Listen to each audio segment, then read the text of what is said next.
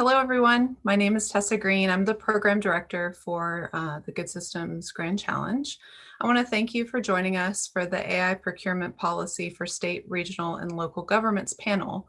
Today's panel focuses in on how the guidelines that the World Economic Forum developed for national governments might be adapted to state, regional, and local governments.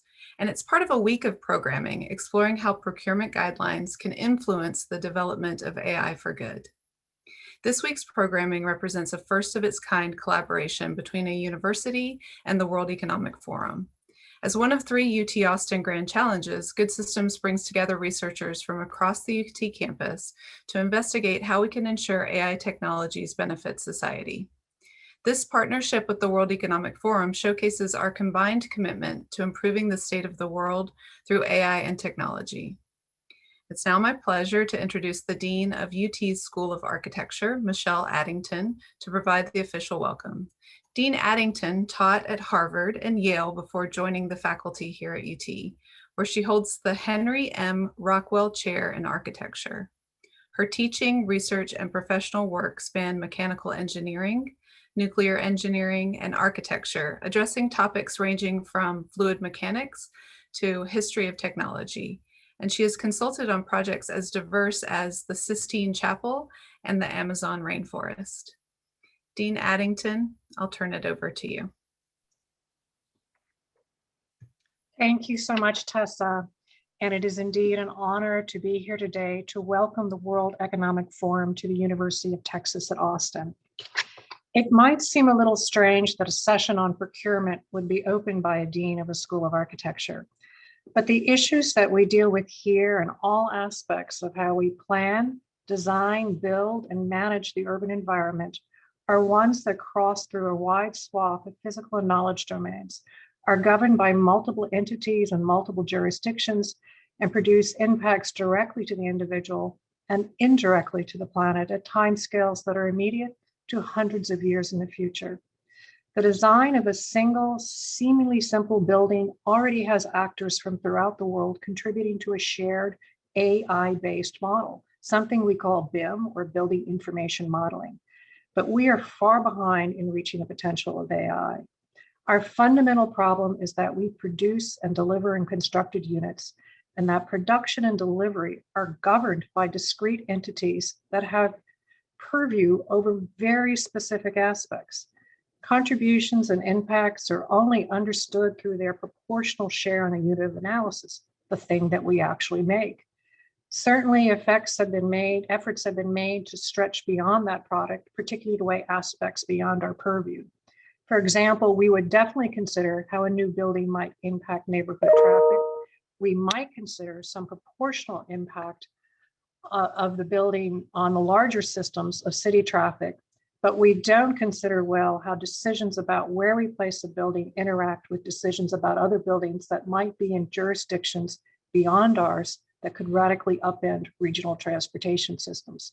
And this doesn't even begin to take into account how decisions about what we build and how we build impact almost everything from the future state of our water supply to how we manage our electrical grid, to the expansion of infrastructure, to the demographic makeup and socioeconomic conditions of our populace.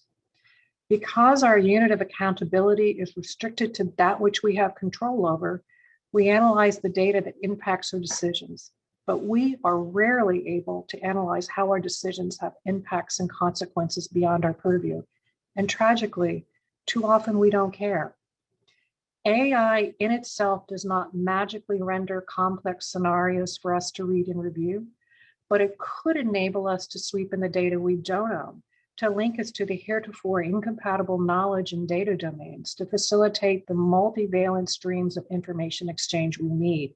We can no longer treat our decisions as if they are part of a zero-sum arithmetic accounting around a product. Interestingly enough, it is easier to model and build scenarios when one's purview is larger, while it is vastly more complex at the local level where data is limited and decision control is highly restricted. The potential for AI is much greater at this level because of the need to tap into data that one doesn't own and to interact with jurisdictions where there is no shared governance. Of course, where the potential is the highest, the complexities increase, and the risk is much more uncertain.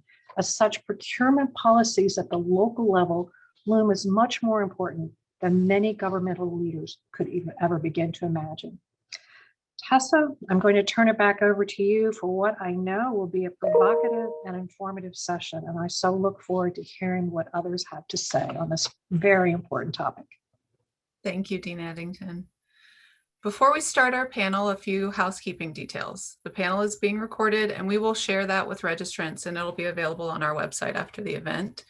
During the panel, we invite you as audience members to submit questions through the Q&A tab. It's on the Zoom menu at the bottom of your screen. And please upvote questions that you'd like for the panelists to address. To moderate our panel today, we are lucky to have Kay Firth Butterfield. Kay is the head of AI and ML and a member of the Executive Committee of the World Economic Forum, and currently affiliated with UT Austin as a fellow in the Robert Strauss Center for International Security and Law. For International Women's Day on March 8th, Kay was featured in the New York Times, 10 Women Changing the Landscape of Leadership, with her piece titled, How Can AI Actually Benefit Humans? She's working on it. Kay is one of the foremost experts in the world on the topic of governance of AI. She's a barrister, former judge, professor, co-founder of AI Global, a technologist, and entrepreneur, just to name a few. And she has an interest in how humanity can equitably benefit from new technologies, especially AI. Please join me in welcoming Kay Firth Butterfield. Tessa, thank you very much. It's a great pleasure to be here with you today, and also to involve my colleague, Jeff Merritt, who is also from the World Economic Forum. So I will start by mentioning a few things about today's topic. First of all, we're going to talk about procurement, and procurement's not terribly sexy, but actually it's very important and it's a vital tool of policy. And so talking about it in terms of state, regional, and local government, and then with Jeff talking about it globally, is actually so important. Our conversation today came about because we at the Forum's AI team did some work with the United Kingdom on how would they as a government wisely procure artificial intelligence. AI, as we know, has the potential to do such good, whilst also having these problems that are associated with it. We know, for example, that regulation probably isn't the right thing for AI because it takes a long time to regulate, and then it takes a long time to amend that regulation should you wish to do so. So therefore, a soft governance method was going to be much more useful to the UK government at this stage.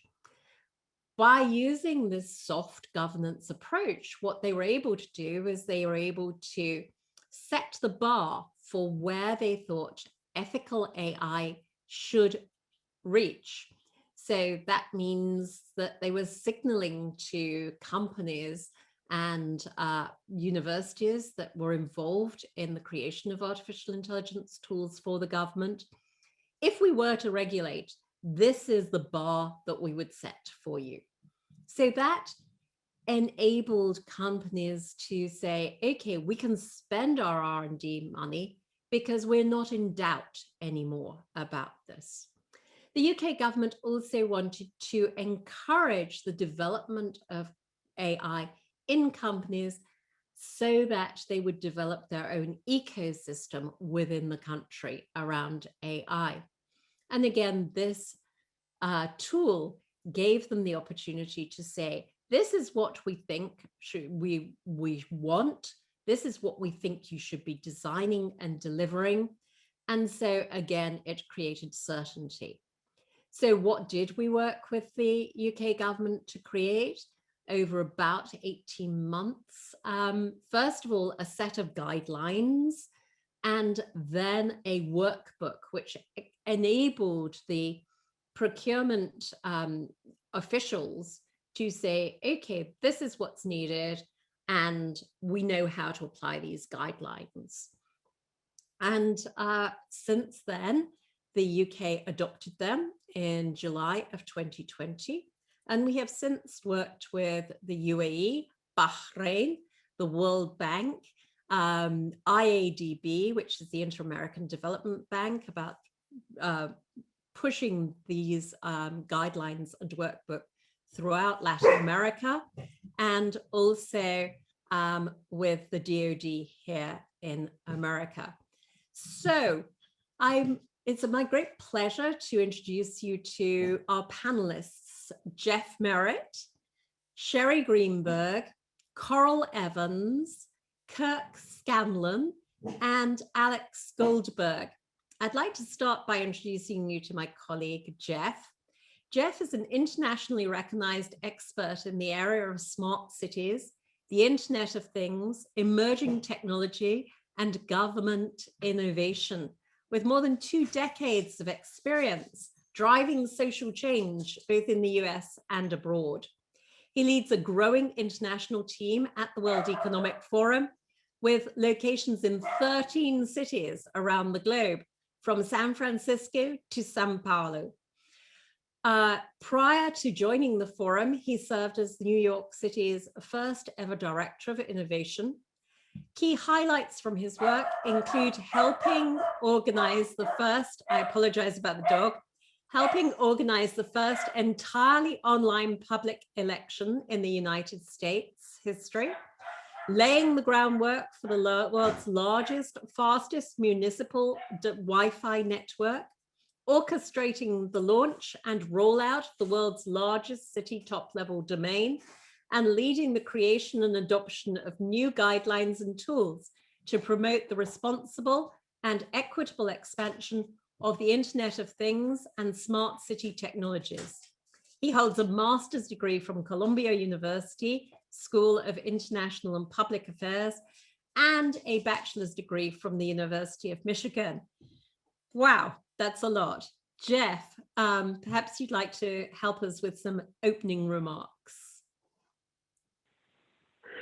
Thanks, Kay. It's great to be part of this panel. And I was also looking at the attendee list already, and I've got some folks from the city of Austin that I used to work with in the past. So yeah, really looking forward to this discussion. Looking forward to sharing some of my experiences in New York, and also as we sort of scale that work globally. Thank you. So moving on then to introduce Sherri Greenberg. She is Professor of Practice and Fellow of the Max Sherman Chair in State and Local Government at the LBJ School of Public Affairs, and is the Graduate Advisor for LBJ School Master's Public Affairs Program. Additionally, she serves as the Research Director of the Future of Work for Good Systems, and which is a University of Texas Grand Challenge. She is the chairperson of the Board of Managers of Central Health, a member of the Austin Convention Enterprises Board of Directors, a member of the City of Austin's Regional Affordability Committee, and a member of the City of Austin's Housing Investment Review Committee.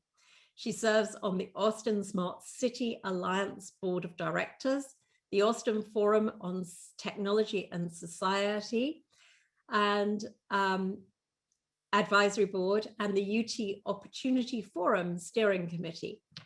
She has served as a senior advisor to our mayor, Steve Adler. She was a state representative from 1991 to 2001, and she chaired the House Pensions and Investment Committee and the Select Committee on Teacher Health Insurance. She also serves on the House Appropriations, Economic Development, Elections, and Science and Technology Policy committees. Previously, she was the City of Austin's Capital Finance Manager and a Public Finance Officer at Standard & Poor's. She holds her master's degree in Public Administration and Policy from the London School of Economics. Welcome, Sherri. Do you have any opening remarks for us? Thank you, Kay. It is such a pleasure to be here with you. And the topic, as you said, may not be one that strikes people as at the top of their interest to begin with, but it is really important. We have to consider that purchasing and procurement in state and local government are first guided by state laws, and those state laws then dictate what can happen at the local level. And I think it's also important to realize that AI is not just a shiny new toy that we should be out procuring, right? That we need to think about the equity considerations, the ethical considerations, the bias that we can have in these algorithms as we are using this in state and local government. And we should develop a business case for using this in state and local government. And that must include, as I said, the equity and the ethical considerations. And when we turn to purchasing and procurement, we know that we have the state laws and rules and regulations and the local rules and regulations. But beyond that, when we look at the business case, I think we must look at the end user. How are we going to use this in government? For what purpose? Be evidence-based. When we do a request for proposal, take into consideration these important equity and ethical concerns. Super. Thank you so much, Sherri. I will now move to Coral Evans, former mayor of Flagstaff. So very much welcome to you. I'd like to ask you whether you have any opening remarks, and also please to tell us something about yourself. And I apologize for not having those biographical details in front of me. That is quite all right. I am very excited to be here today to be part of this panel. I am the former mayor of the city of Flagstaff, Arizona, and I'm currently the Northern Arizona Director for U.S. Senator Mark Kelly. In addition to that, I also run a nonprofit, the Sunnyside Neighborhood Association of Flagstaff. I'm very interested in this conversation because AI is in all areas of our life. Here in this region, AI is being utilized to address the forest health that we have in our forest. But I also know that AI does have its challenges, right? And that it has been shown that depending on how it's programmed, it can be very biased against people who look like myself. I think it's very important that we also talk about the concept of equity when we talk about AI. It's one thing to have access to AI. It's another thing to talk about who actually has that access and who is a part of shaping the programming that's going into it. So I look forward to the conversation and then having a more robust, a robust conversation about it. Thank you. Superb. Thank you so much, Coral. So I will now move to introduce Kirk Scanlon. Kirk is the Capital Improvement Program Manager at Austin Transportation Department's Smart Mobility Office. He's passionate about emerging technologies that hold the potential to move people and goods in faster, safer, cleaner, and more affordable and equitable, picking up Coral's terms, ways. In 2018, he created the SMO pilot program, fostering creative, mutually beneficial partnerships to carry out real-world testing of smart mobility technology, including shared, autonomous, connected, and electric technologies. The same year, he was recognized with a Civic Futures Award for evaluating technology pilot for equity, efficiency, and transparency, all of which are so important. Before coming to work for the city, Kirk directed the planning division of Grant Works, conducting comprehensive plans for communities throughout Texas, then managed the Lower Colorado River Authority Capital Improvement Program for parks and open space. He brings 30 years of experience in planning, project management, public engagement, and contracts and purchasing. He earned his master's in community and regional planning from the University of Texas here in Austin, and he's a certified planner with the American Planning Association. Welcome, Kirk. I invite you to make some opening remarks should you choose to. Sure, thanks, Kay. And due to the length of that bio, I'll be brief. Sorry about that. I guess what I'd like to do is just set the table a little bit about what's happening in Austin. Right now, we've got about 170 people coming and joining us every day. In 10 years, we're going to double our population. And my focus is transportation. And we've effectively built out the transportation network. There's not an affordable way to expand the roadway system. So what we really have to do is look at better ways to increase volume through efficiencies. And we also have an issue with, as been mentioned earlier, equity, with people having the ability to access to mobility services to get to the services they need, whether it's food or health or what have you. So we have some major issues that we're tackling here as far as transportation, and we need to then be creative. And I think that's where we're coming into this, how AI can help us solve our problems as well as the other emerging technologies. So the city of Austin is very good at procurement, but when it comes to trying to procure new things, we need to think outside the box, and that takes government a little time to do. So I think that's probably what this conversation will lead to, is some better ways to look at procuring this new technology. And I will just stop there. Superb, thank you very much. And I think all of us have long bios because, one, we're experts, and in my case, because I'm older in my career, but probably not true for everyone here. So I'd like to then move on to Alex Goldberg and ask you and introduce you. You are a Lieutenant Colonel in the Defense Innovation Unit, lead for strategic defense and commercial engagement for the Texas Regional Hub. We actually at the forum have done a lot of work with the Defense Innovation Unit generally. You come to DIU from the Texas National Guard Joint Forces Headquarters, where you served as the Chief Innovation Officer and Managing Director for TMDX. Alex leads the Texas Military Department Joint Innovation Unit and a portfolio of over 30 companies, which received more than 150 million in innovation contracts. As an Air Force aviator in the F-16 and the MQ-1/9, Alex has more than 2,000 combat hours in operations Iraqi Freedom, Enduring Freedom, New Dawn, and Nomad Shadow. He is a former Defense Advanced Project Agency and National Security Innovation Network Fellow and Stanford Ignite Graduate School of Business alumni. He is the previous winner of the Chief National Guard Bureau Innovation Competition, Geospatial Intelligence Award, and USAF Innovator of the Year.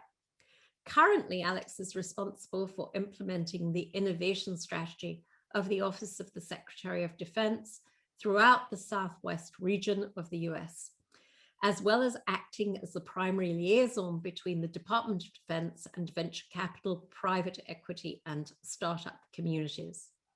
He has a passion for solving the toughest problems that face our nation, empowering others to have an impact, and in changing the culture of the Department of Defense to move at a speed of relevance. I love that term, Alex, speed of relevance. And I particularly welcome him because my daughter too is a pilot in the Air Force. Alex, would you like to make some opening remarks? Absolutely, Kay, and the rest of the panel members and the audience. Pleasure to be with everyone today. I'm trying to bring a different perspective that hasn't been shared as of yet. The big picture is, why is the Secretary of Defense, right? Why did he create an innovation unit? Why did the Secretary of the Air Force create AFWERX? Why did the Army, for the first time in 75 years, reorged, not even Vietnam or the first or second Gulf War, actually change the structure of the Army but something did. There was this 9/11 moment. There was this September, right, September 11th, December 7th type of event. And most people don't recognize what that occurred. Over the last 20 years of continual combat, our adversaries, right, our near-peer competitors have not rested on their laurels. Near-peer competitors like China have increased their defense budget by 10x, right? By 2030, they're going to be on parity. Their GDP will surpass the United States. Their military budget will pass the United States. Their R&D budget will pass the United States. 40% of all STEM, all scientists, will come from China. Only 3.6% will come from the United States.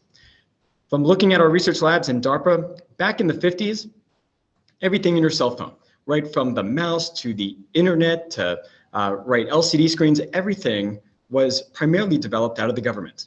Now, right, that is not the case. Right back then, for every $1 in research and development we had, industry had 50 cents. Now, for every $1 we have, it's the Googles, the Apples, the Facebooks, the private equity venture capital community that has $11. And when we're talking about artificial intelligence, it's $100 to every $1 that we spend in investment. And so it is about moving at the speed of relevance, right? The thing that all of our secretaries have said that keeps them up at night is not China or Russia or any of these other countries. In fact, what they fear the most is that as a nation, have we lost the ability to go fast? And these near-peer competitors are moving faster in space, in hypersonics, and more specifically in taking commercial technology and fielding it faster than we are, right? In the years of combat that I have and my fellow service members that serve alongside me, we see this technology that isn't coming from our adversaries. They're actually coming from cities here in Austin. They're coming from Silicon Valley. They're coming from Boston. And most companies don't know that. It's much easier to work with them than it is for us, where we just go, here's a 1,000-page federal acquisition regulation. But besides that, we're open for business. That's not the case. And so the whole goal is to lower the barriers to entry, make contracting faster, cybersecurity faster. And specifically in not every area where we could take advantage of this dual use technology, where all of industry, all of these disruptive, game changers are coming from them. Specifically in space, in cyber, in human systems, advanced energy and material, in autonomy, and in artificial intelligence. And so happy to discuss and being able to provide that clarity of what we're looking for in the DoD, of why we have or have not adopted AI, how to navigate the bureaucracy, so that you can look at the DoD as another vertical to help adopt and help move your company forward. So happy to be here and happy to take the conversation anywhere you want. Super. Thank you so much, Alex. So that brings us to the end of those very long but really important introductions to our amazing panelists today. And so I'd like to sort of move to questions. Jeff, I'd like to start with you, please. And first of all, to apologize for the dog barking when I was introducing you. But as we work together, I think you know that the dog barks, so you'll probably forgive me. So let's start with a very basic, but actually hugely important question. Based on your experience, why are procurement guidelines actually needed? Thanks, Kay. I love everything that Alex was just saying, because he was really speaking about how much the way in which we interact with technology as government has dramatically changed in terms of, just this it's a public-private collaboration at the core. And when you are working closely with a partner like that, you have to have trust in them. But there's also been another change. I mean, when I think about I first started working, I guess, directly with local governments as a contractor. That was probably in about 2006, 2007, and then joined city government in 2010. And while I was with government, I was seeing a real dramatic way also in the way in which we buy and sell technology. And what I mean by that is that it used to be a couple decades back that when you were buying tech, you were always buying in this sort of in bulk, if you will. And what I mean by that, you were using capital budget dollars, and that your typical government contract was massive. Like when I think back to like some of these really important technology projects in New York City, for example, post September 11th, when we were building out what's now called the domain awareness system, a system by which we were able to ensure adequate public safety, respond in real time to emergencies on the ground, a system that involved a lot of hardware, a lot of software, that ultimately involved some types of AI and predictive analytics. That was all bundled together. I mean, that was a $90 million purchase. And when you're making big purchases like that, you get a lot of scrutiny, you get a lot of experts that come to the table, both from the technology side, from the lawyer side. And so you generally feel pretty confident what you're buying. However, fast forward over sort of the years that have come, and increasingly what we're purchasing is hardware as a service, software as a service, platform as a service, and more, you're seeing a much broader group of stakeholders who are making procurement decisions. You can no longer sort of assume that you're going to have a technology expert, an AI expert at the table when you're buying an AI system or a system that involves AI. Rather, what you see is across the city, a lot of folks who are making important technology decisions without necessarily understanding the complexity. You take a city like New York, you have 325,000 employees. You have, roughly, depending on how you sort of slice it, anywhere from 40 to 60 different departments with their own independent budgets.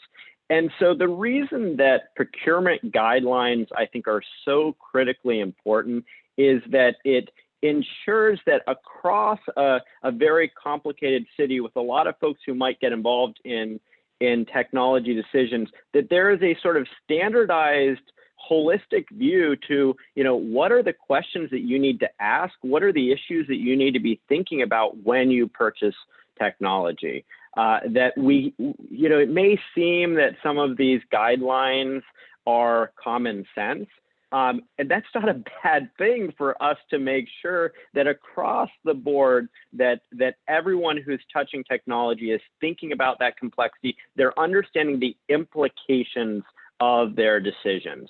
And I also think that what we've learned is that the vendors need this just as much, if not more, than government as well.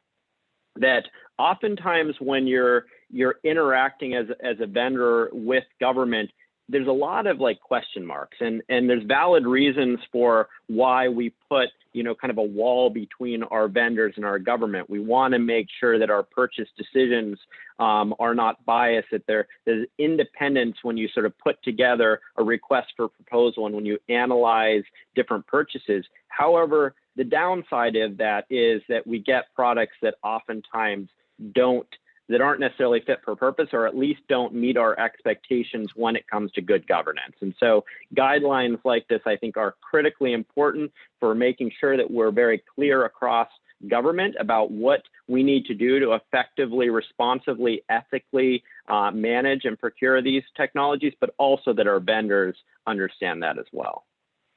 Thank you. And brilliant points, because you're bringing out the fact that these procurement guidelines are valuable to both sides of the equation. And moving then to Sherri, you mentioned in your opening remarks equity considerations. So I want to ask you a sort of combined question. First of all, what equity considerations should a city be taking into account when they're purchasing AI? And you're currently working on a project that uses artificial intelligence to predict those at risk of experiencing homelessness, and to provide a wraparound service to those experiencing homelessness. Obviously, very, very much thinking in that work, I'm sure, about those equity considerations and how the city of Austin should consider procurement of the relevant AI technologies in that project. So perhaps you could tell us something about that.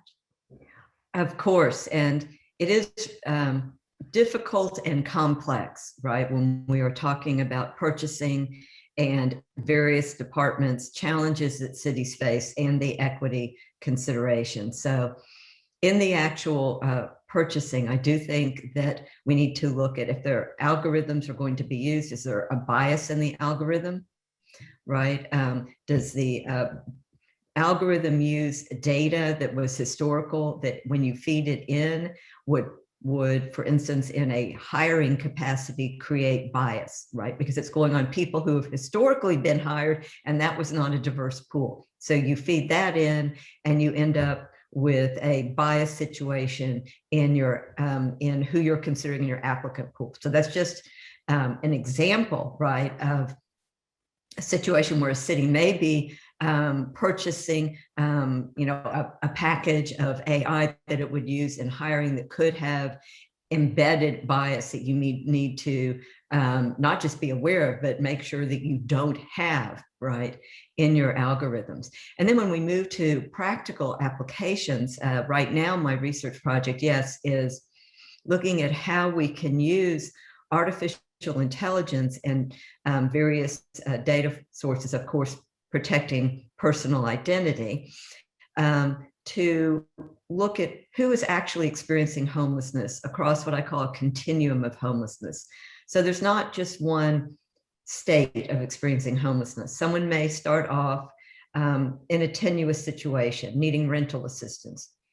Then they're couch surfing, right, for 30 days or more. Then they may be living in their car. Now they can no longer, keep the car. They're living in a shelter. Ultimately, they may be living unhoused on the street. And this can be a chronic situation or very temporary or episodic. And so understanding that we are talking about a continuum of people experiencing homelessness are the ways to first of all, better understand that it is a continuum, that this is not just, for instance, a single male living unhoused on the streets. These could be families. These are people of different ethnicities and races and cultures and ages. And beyond that, then can we find ways using AI to perhaps intervene earlier when we see someone's on that precipice, maybe of entering this homelessness continuum? And if somebody is experiencing homelessness, then can we better, using AI and data, connect those service providers, whether they are public sector or nonprofit, with what people who are actually experiencing homelessness need, depending where they are on this continuum. Super, thank you. And obviously the title is about procurement policy for state, regional, and local government. Obviously you have that rich local government, but also state government. And I think it might be really useful for you just to very quickly talk about something you mentioned in your opening, the difference between state and local government procurement.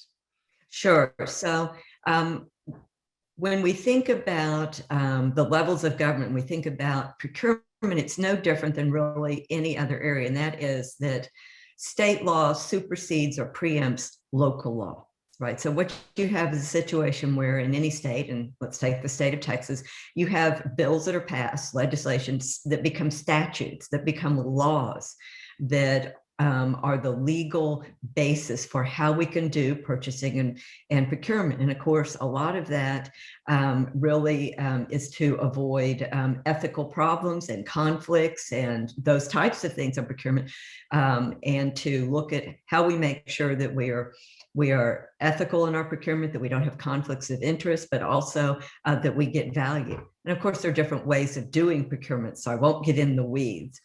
But once we know the state laws, then the local laws, right, have to abide by the state laws, okay?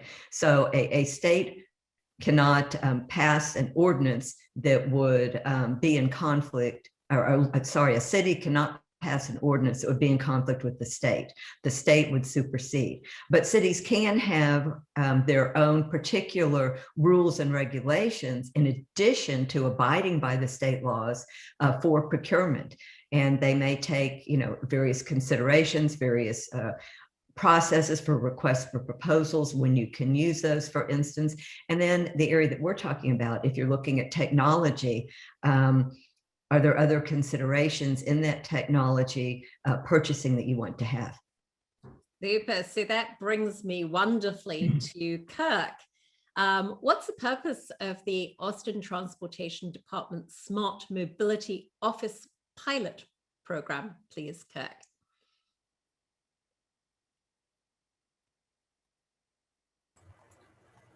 So I left off kind of highlighting the issues that Austin is experiencing right now. So the number one thing about any type of pilot program is there has to be a municipal purpose to drive the need to enter into effectively what's a sole source agreement. We established the pilot program after entering the Smart City Challenge from DOT about 7 years back. And out of that challenge, we developed a number of really good relationships with a number of tech companies in Austin. And we needed to have a process to enter in an agreement where we could articulate what the outcomes of the pilot were going to be, as well as having standard terms and agreements, because people are going to be touching our equipment, or we're going to be sharing data and a whole bunch of other, kind of components of this project. So establish the pilot process to create a fair way of opening essentially a portal to anybody. It's on the Smart Mobility homepage. You can Google it, and there's an expression of interest form there that allows you to propose a pilot program. It's open to anybody. We're agnostic to the size of your company. We're just open to good ideas as long as they're kind of addressing mobility issues. And so the purpose then is to be able to, as Jeff said, enter into public-private partnerships with companies to test and evaluate these emerging technologies that really otherwise they wouldn't be able to test in a live environment. And we also wouldn't really have an opportunity to dive into and understand. Again, kind of to Jeff's point, a lot of these emerging technologies, there's not staff on hand that really understands what these do. So this is also an opportunity for us to learn, to test and evaluate. We do enter into a formal demonstration agreement. We assign project managers to it. And again, at the end of the day, we will evaluate the pilot to determine, did the technology meet the goals? Whether they're equity goals, whether they're technology goals, congestion goals, what have you. So that in general is the purpose of the pilot program. Super. So could we also describe this as a regulatory sandbox, or do you see this as different from the way that we use the regulatory sandbox idea? Can you expand a little bit on the regulatory sandbox? Well, if you think that there may be an issue with a piece of technology, for example, you might want to allow it to be used by a few companies under very special circumstances to test out that. We certainly do look to stack the pilots to try different types of technology that address the same issue. And an example would be intersection safety analytics. By looking at the data generated by either cameras or LiDAR or other types of sensors within an intersection, we can essentially create boundary boxes around all the type of modal elements within that intersection, whether it's a pedestrian or a scooter or a bicycle or car, and identify the different volumes within that. And those volumes are going to give really vital data to our Vision Zero folks to understand what is happening in those intersections. And so there's multiple types of iterations on this ISA. So we do open it up to not just one. We're looking at different types of companies, different types of technologies, and other variables about the different types of intersections. So yes, it's absolutely a sandbox, and we want to try to be able to test it in as many ways as we can. Super, thank you. Mhm. And so we have talked a lot about Texas and Austin. So I now want to go to Carol, to Arizona and Flagstaff. In your introduction, Carol, you talked about the use of AI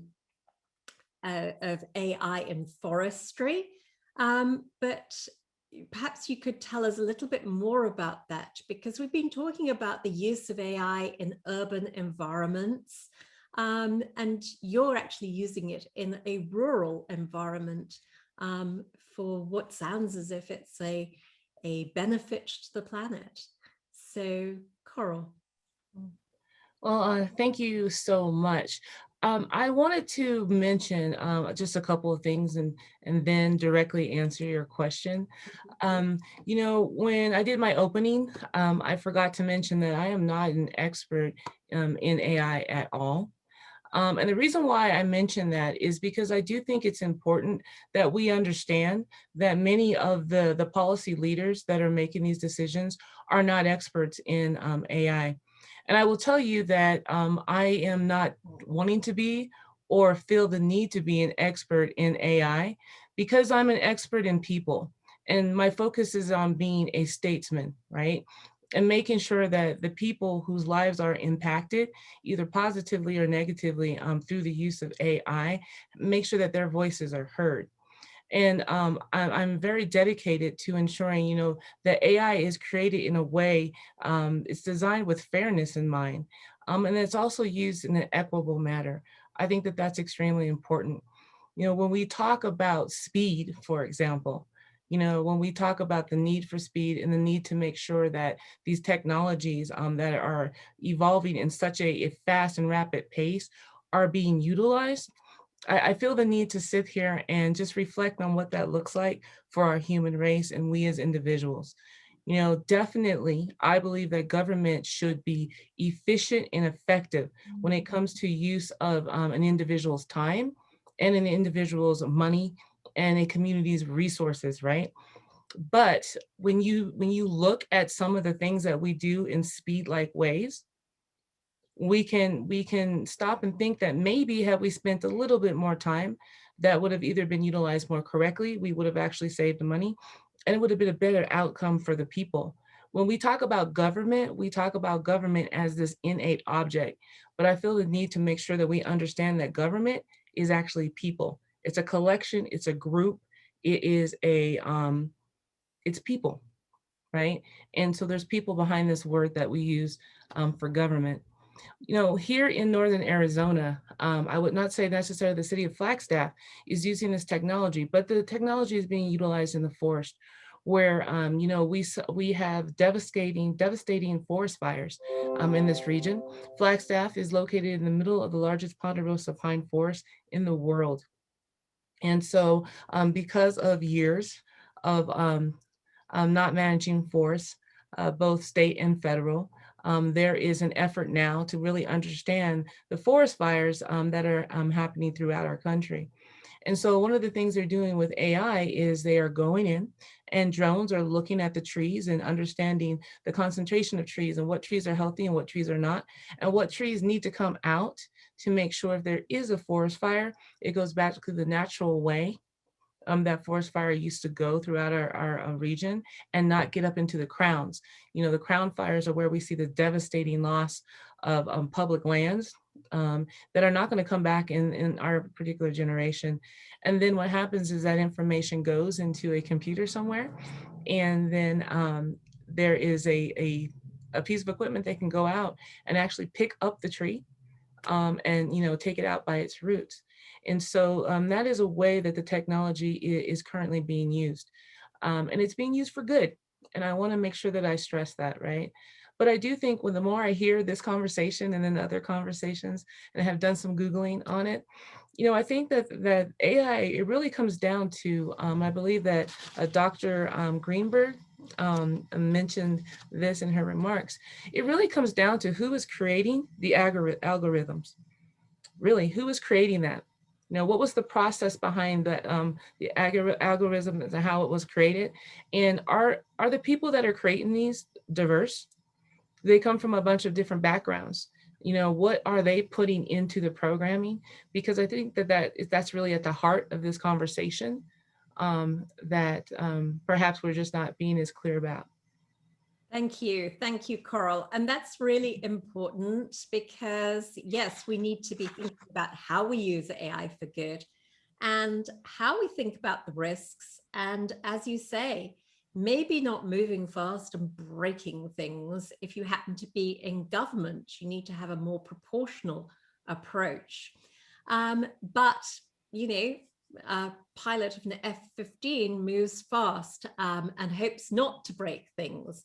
So I want to move on now to Alex and just ask you, you know, what are the pathways for companies that actually want to work with the DoD and acquire funding for artificial intelligence products with the DoD, thinking of the DoD as being perhaps a small country in itself because you procure so much? No, absolutely. Thanks, Kay, for the question. I want to touch on the thread that pretty much all my colleagues had expressed today. And it's summed up best where, as you saw, you know, innovation at the, you know, speed of relevance. Really, it's about innovation at the speed of trust.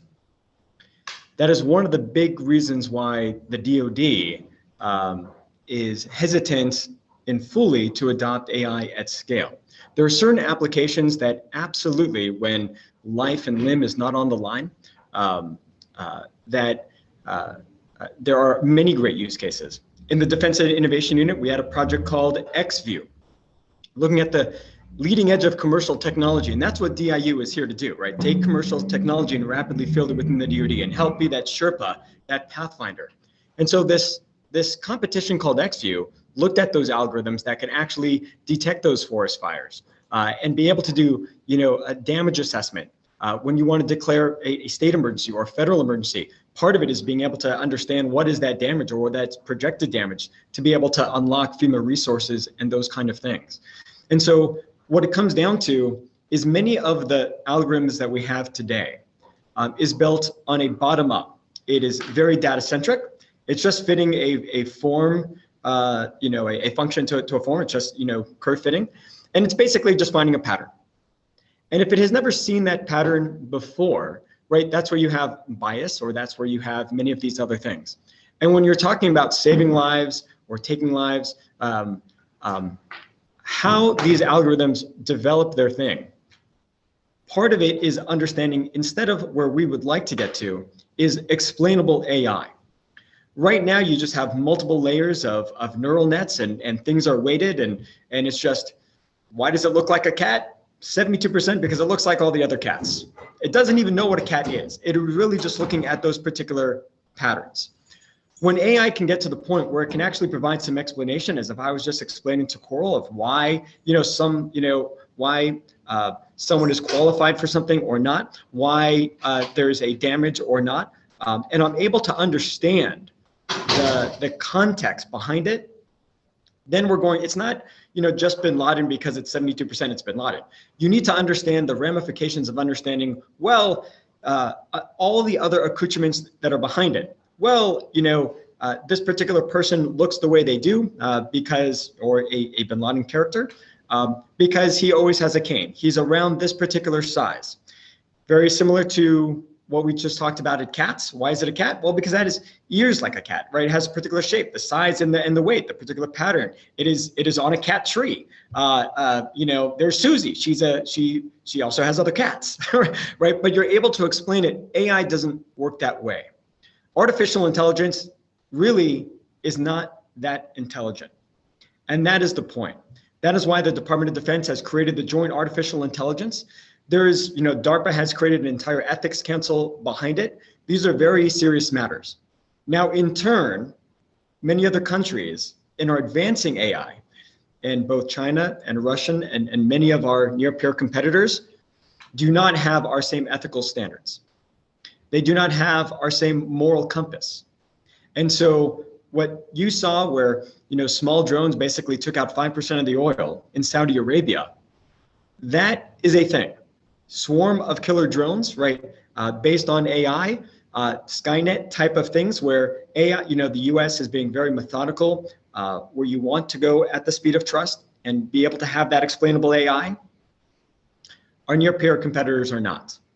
And so those are the kind of things that we need to be able to move at the speed of relevance. And in order to do that, we need commercial technology. We need to be able to harness what is happening at Google and Apple and Facebook and Tesla and many of the other big companies and private equity venture capital.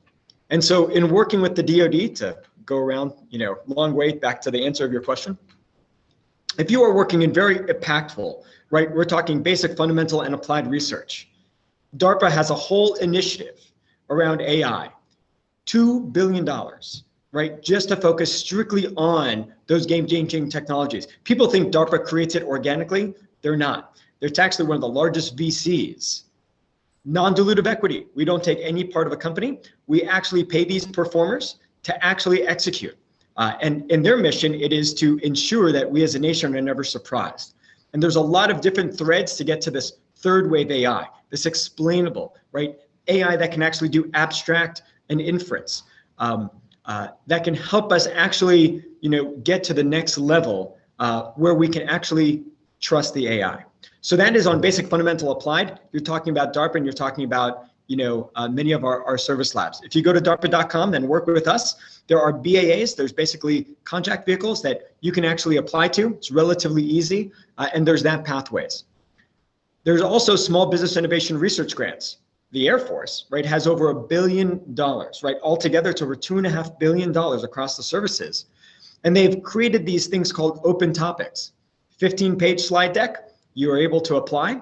You can go to affworks.com. You can go to diu.mil. These sites have programs by which you can easily just send a 15-page slide deck. And from there, we'll be able to quickly award $50,000. 60 days later, you're applied to a phase 2, you can get $750,000. If that is successful, we're able to take you and actually take strategic bets to get all the way to a program of record, right? Long-term sustainability. And we can match funds 1-to-1 up to $15 million. So as venture capital is able to bring in dollars, right? We in the government actually match it 1-for-1, non-dilutive equity, right? We don't take any piece of the company, and it really just helps accelerate that commercial technology. And then lastly, at the very end of the scale, you have DIU.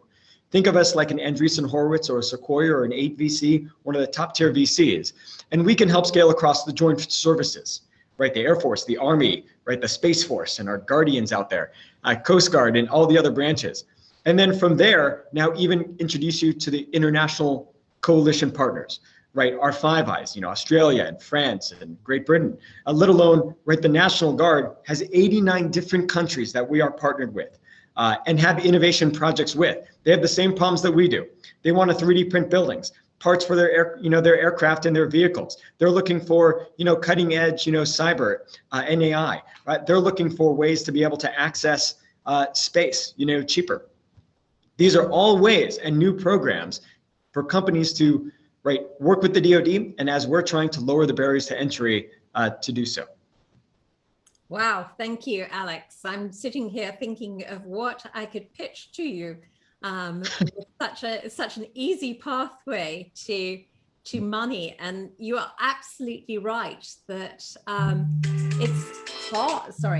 You're absolutely right that it's hard for young companies to be able to get access. And, as I said in the beginning, that's one of the reasons that the UK wanted to do something in this area, to really create that startup economy around AI.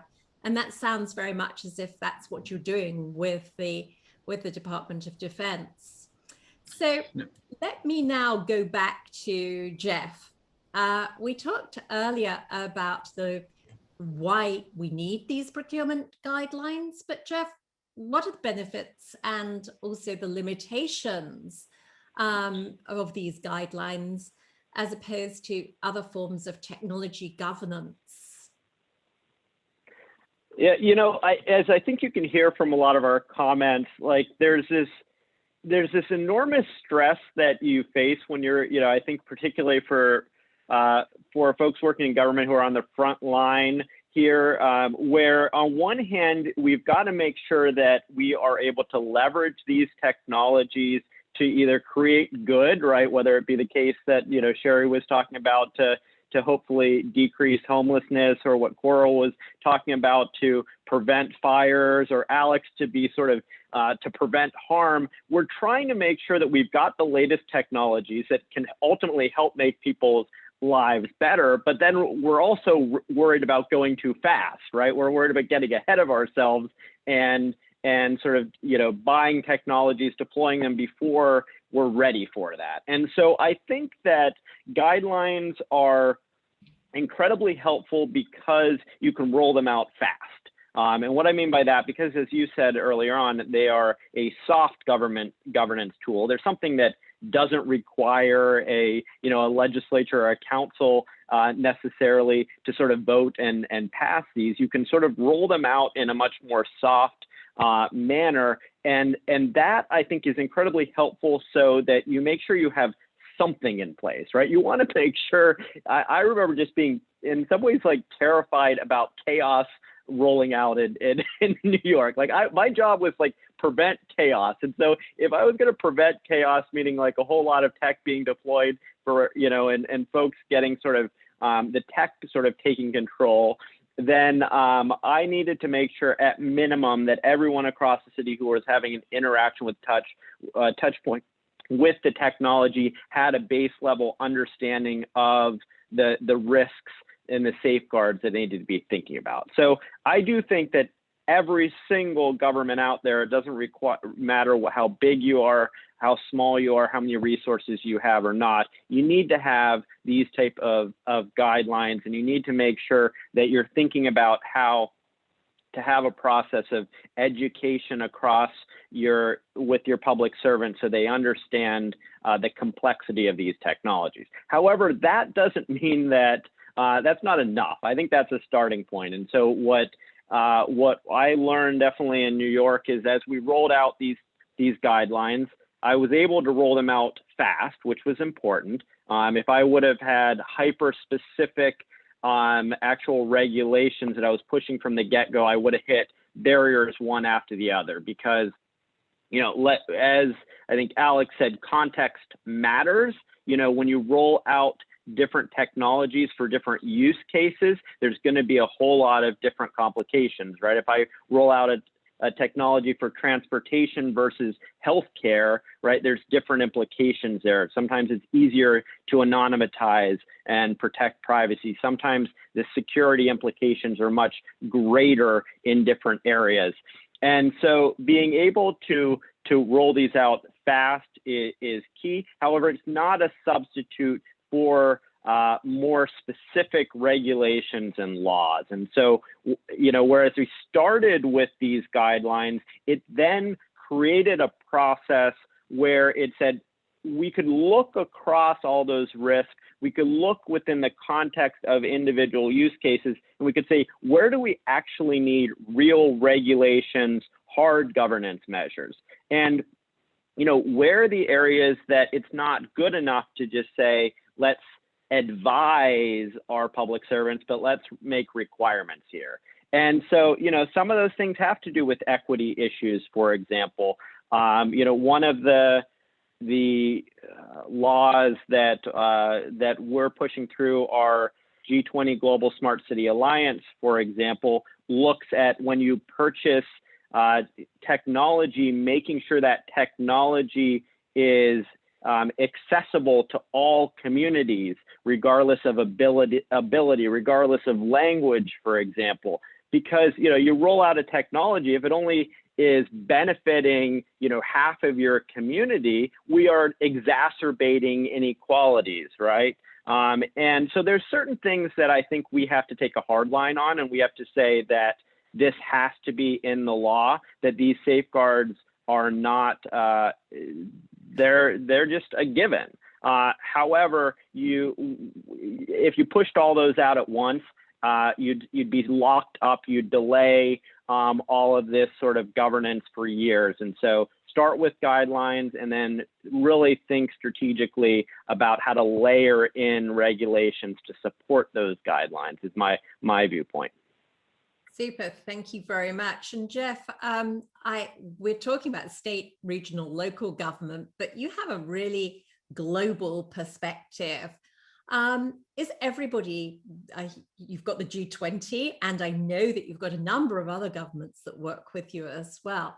Does everyone that you are talking to take this view, or are there some countries that are running to regulation? Are there some countries that really, are not engaging in the conversation, and do we know why? Yeah, I think we have to recognize that there are cultural differences, and those are not simply across national boundaries. I mean, we see that very much in the United States as well, that there's different points of view about what the role of government is.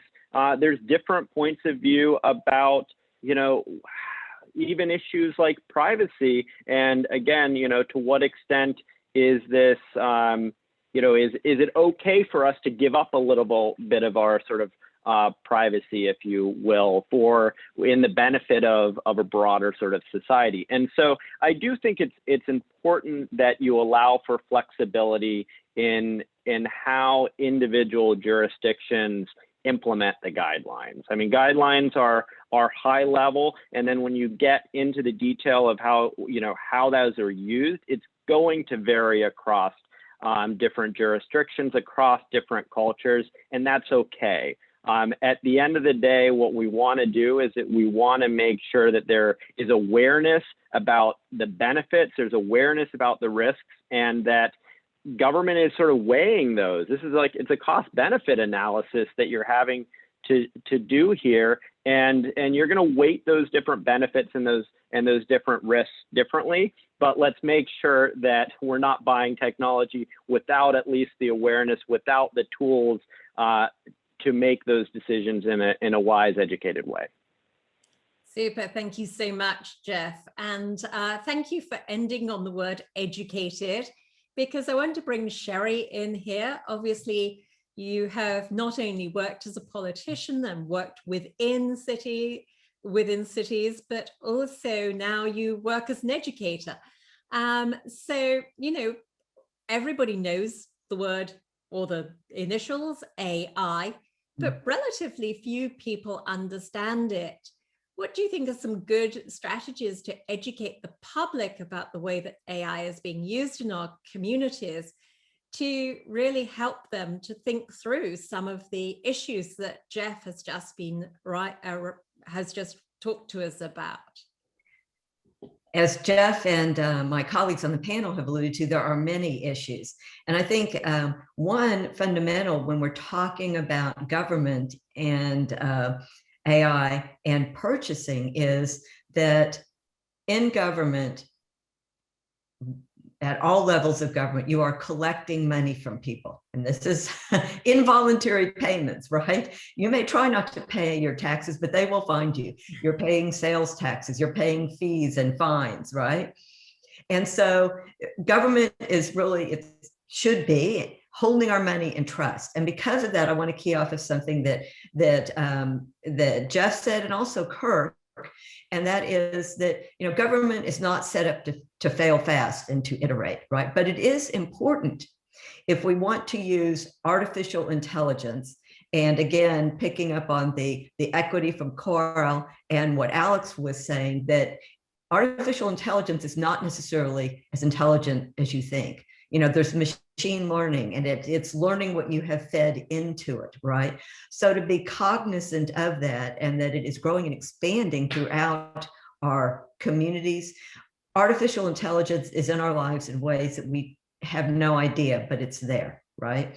And it's important to be aware of it. It's important to be aware of how you're using your phone. Do you use Siri? Do you have, the vacuum cleaner? Do you have the doorbell? All of these things in your daily lives, but also within government. How are we using it? And how can we, through using pilots, be in a position to prototype and react to things and iterate in what we can do in government. And I think in broader society, the education is important. I had funding from a grant from Cisco, not the food company, the one in Silicon Valley, and looking at the doing research on the ethical, policy, and regulatory implications of artificial intelligence. And we did a lot of structured interviews with folks who were creating the algorithms, whether they were in industry or in academia, and also all kinds of policy makers here and elsewhere across the world, whether they were appointed or elected, and also lawyers. And the one point that came through clearly when we interviewed them, one of the questions we had was, did your education prepare you for these ethical and policy and regulatory implications? And they all said, no, it did not. So that tells me as an educator that whether we're talking about undergraduates or graduate students or folks in industry or folks in government or in nonprofits, all of these sectors that need to be collaborating and working together, that we need to have ways of educating people on what artificial intelligence is, what machine learning is, and what are the ethical and policy and regulatory implications. Super, that's wonderful to hear, because, you know, one of the things that I was speaking about recently was why we didn't see so much uptake of COVID applications, you know. And one of the things that worries those of us working in AI is if the public are only ever treated to Terminator movies, it's actually quite difficult to bring them into the good uses of artificial intelligence. And so, Coral, that brings me to a question for you. You very rightly put in your answer, your first answer, people at the very center of this conversation. So in a community like Flagstaff, do you think it's worth helping people to learn about AI? And how would you bring together a group of community stakeholders to learn about the benefits and risks of the technology? So I think it's absolutely critical that we have a community conversation about AI in its diversity, right? Not only just the use of AI and how we're using it and how we might either want to or want not to use it, but I also think we need to talk about the economic impacts. And by that, I mean to people, as in jobs, right? That AI can bring to not only Flagstaff, but the broader communities, you know, especially when it comes to rural communities and access to good paying jobs and the ability to stay where you live. Not everybody wants to live in a big city and be a part of that. I do think, though, that this ties into another conversation, and that's the conversation of tech equity in general, right? And it's about how we access technology and really who has access to that technology. Definitely, because we have our cell phones, we have the ability to interact with AI in a certain way, but that's a way that's somewhat limited when you look at the vast possibilities that are there. You know, our great grandparents, they got electricity, right? And then our grandparents ended up with the rail, and then our parents had the interstate. Quite frankly, though, not everybody in this country has access to the World Wide Web or to technology. And this was an issue before COVID. It was an issue well before COVID. I think now because of COVID, it's come to the forefront, right? And so really the question is, how do we get everybody that access? Not only the access to have ads, sales ads, and you should buy this or you should buy that running around your phone, but how is it that we can have meaningful access for everyone? So if you want to get a job as a programmer, you can get a job as a programmer. If you as a city want to use AI to further something, it's going to be furthered. I think that we need to just be mindful of the fact that an investment in technology should mean that there's also going to be an investment in the people, right? I think that's extremely important. And it's not just about advancing AI for necessarily tangible things.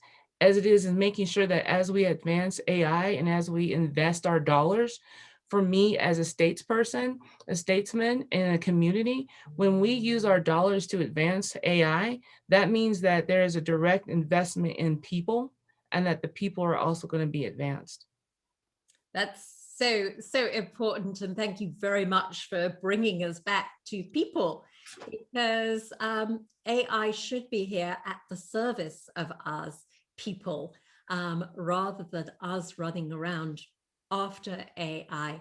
And that diversity and also social inclusion piece is also so important. It's a conversation we have globally between the people who have access to AI and the people who don't.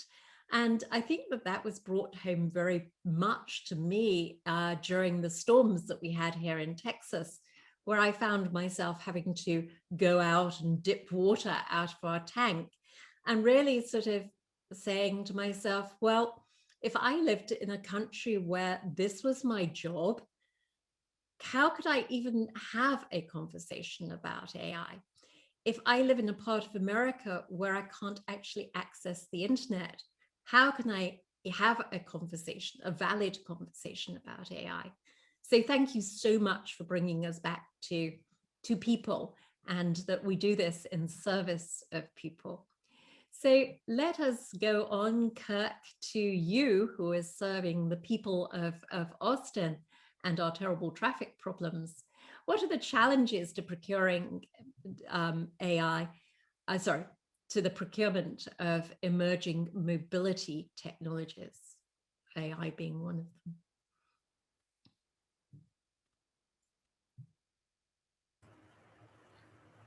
I think they follow quite a bit what everybody's been talking about. And Alex, if you haven't copyrighted adoption at the speed of trust, I wouldn't mind just borrowing that, because I think that's a really good way of articulating what the pilot program is trying to do, is work with private companies to establish the trust between the two, that the technology is doing what it says. You know, to the concept, we do have a responsibility for what the DOT calls socialization. How do we communicate what the technology is and the municipal purpose to all of our residents? I mean, that's key. That's why the first thing in the pilot program is articulate the municipal purpose. Because if we can't do it, then there's no reason that we should be engaging in a pilot or eventual procurement of this technology. And that's key. So how we do that through, you know, the work that Sherri's doing or others, it's, you know, we try to do showcases, we try to have ways of having people interact with the technology, but it's going to be a huge issue. When the first time, you know, we've already had autonomous vehicles get in accidents and set back the autonomous vehicle, essentially program, you know, just by having one accident. And we're going to see that, but we have to anticipate it. We have to figure out how to plan for people's concerns regarding privacy with drones. When drones start flying overhead constantly, delivering items, you know, I saw something on Nextdoor today. I mean, there's always something on Nextdoor, but people are freaking out about drones. And it's just, there's concerns about this technology, whether it's AI, drones, autonomous vehicles, or what have you. So that's a challenge that we're facing, that we're trying to essentially work through the pilot program, again, by showing people, here's what can be done, here's what the benefit is. To back off that a little bit, I think the equity issue is a main concern. How are we going to serve people who are unbanked? How are we going to serve people who don't have cell phones? When a vast amount of the technology wants to be in downtown, because that's where they can sell the ads, because that's where their customers are. Well, how are we going to stretch out that fiber so it serves the people who don't have fiber? You know, to Sherri's point, how are we going to make sure that broadband is a utility? And can we leverage these public-private partnerships to create that infrastructure? That's a major issue that we're looking at. Just kind of on the local municipal side, do we have the staff that can manage these contracts and understand what this does? I think Jeff might be able to speak to kind of managed services as a new type of model, where we don't get locked into a sole source type of agreement where in 3 years we have a huge software platform that's not serving us, we can't get out of because it's going to be so expensive to go off and start something new. So are there some new types of models that we can look for procuring technology? Again, that's some of what we're trying to explore. Mobility as a service, platform as a service, etc. So then, and I'll just wrap up. I think one thing we found as the lessons learned on these pilots is what is our existing infrastructure? A lot of folks on the private sector side come and say, hey, it's easy, it's plug and play. Well, we have traffic cabinets that are 4 different models spread out through 1,500 different intersections. It's not going to work in every intersection. Are we willing to work through the frustration of not having equitable infrastructure throughout our system? And that can be anything from crushed conduit underneath an intersection to what the types of cabinet infrastructure and hardware is, et cetera, et cetera. So we definitely have some challenges, but that's why we're doing this, so that we can learn from them.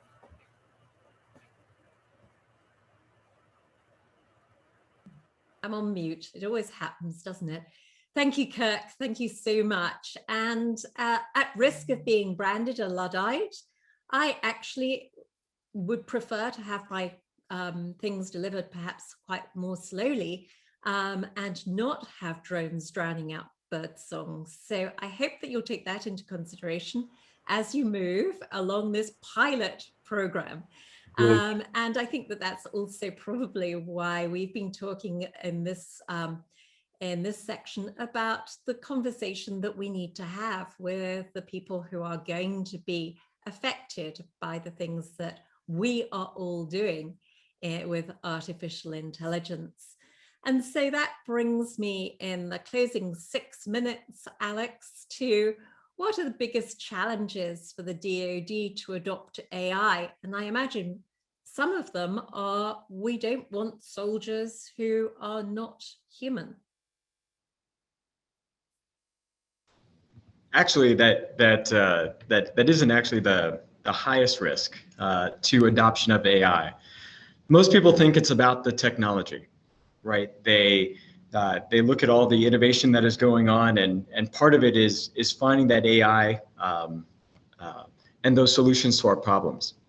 But in reality, it is about it is beyond just organizational change or process change or regulation changes. At its core, it is a cultural change.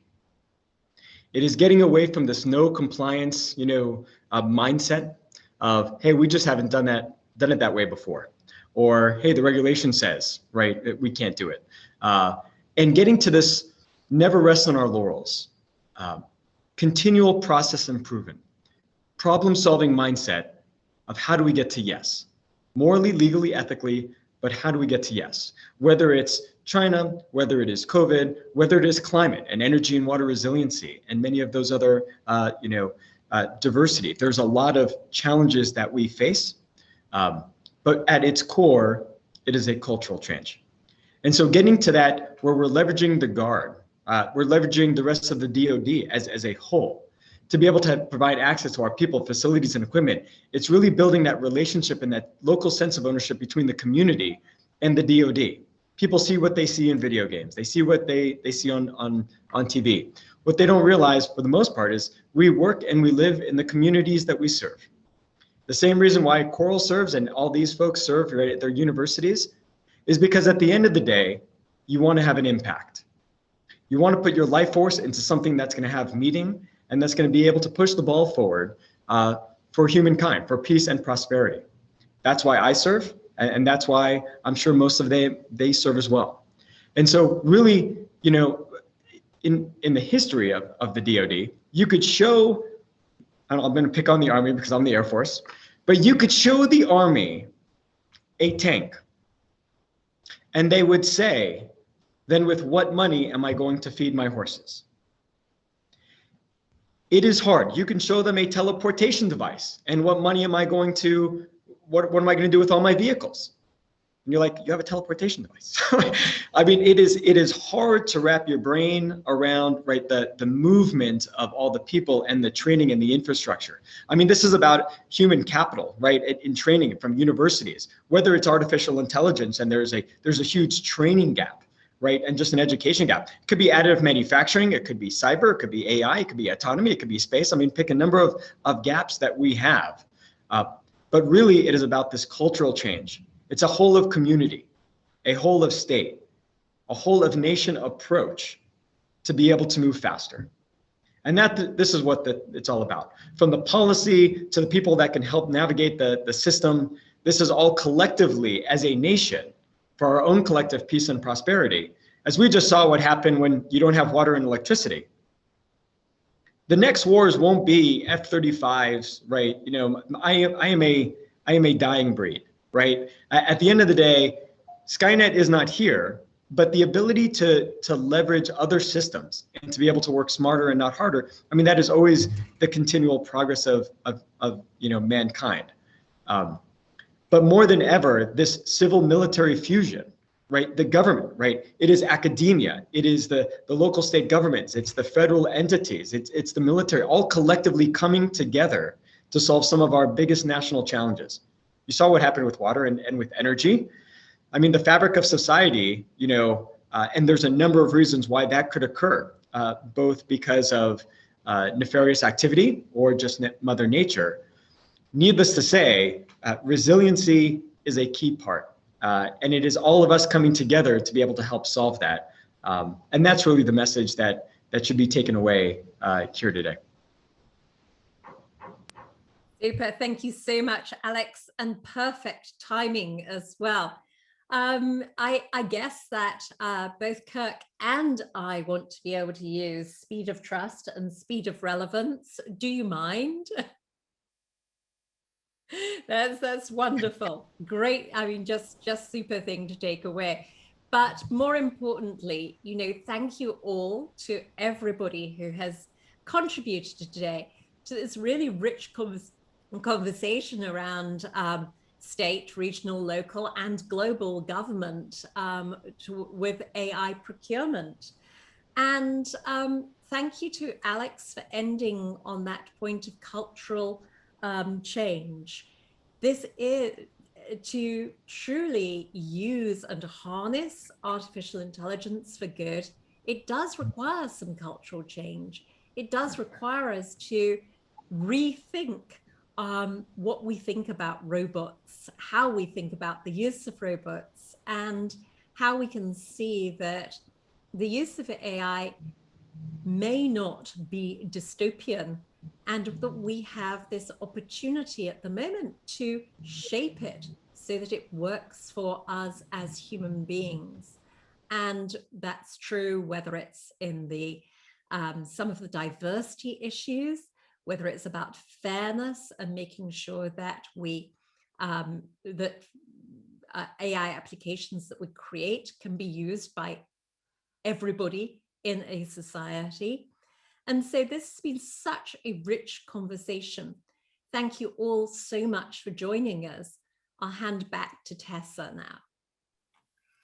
Thank you, Kay, and thank you to all our panelists. This was a really interesting discussion. And thank you to our audience for staying engaged with us through all of this. Allison is dropping some links in the chat for you. We hope you can join us for the rest of the World Economic Forum Week events.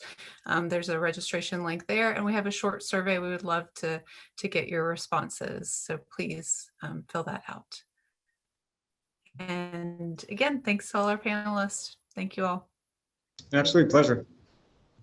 Bye. Thank you. Really enjoyed the conversation.